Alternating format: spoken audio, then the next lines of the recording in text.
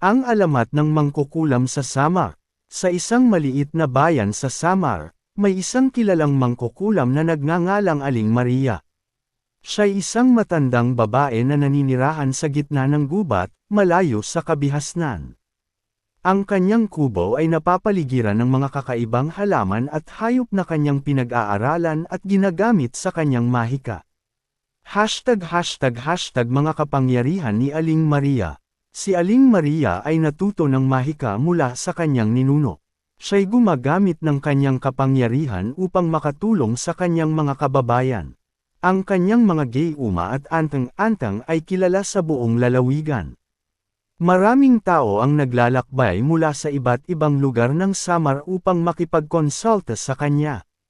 Ngunit siya rin ay kilala sa kanyang kakayahang magbigay ng babala sa mga taong nagkakamali sa kanya.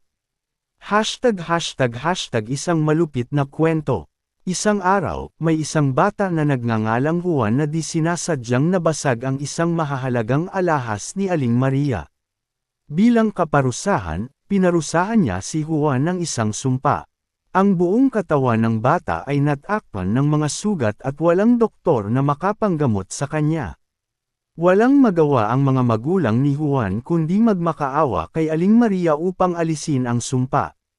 ### pagtubos at pagkawala ng sumpa.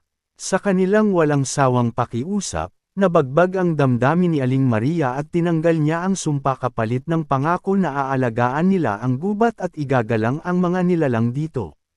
Mula noon, ang mga tao sa bayan ay natuto na igalang ang kapaligiran at ang mahiwagang kapangyarihan ng mga mangkukulam.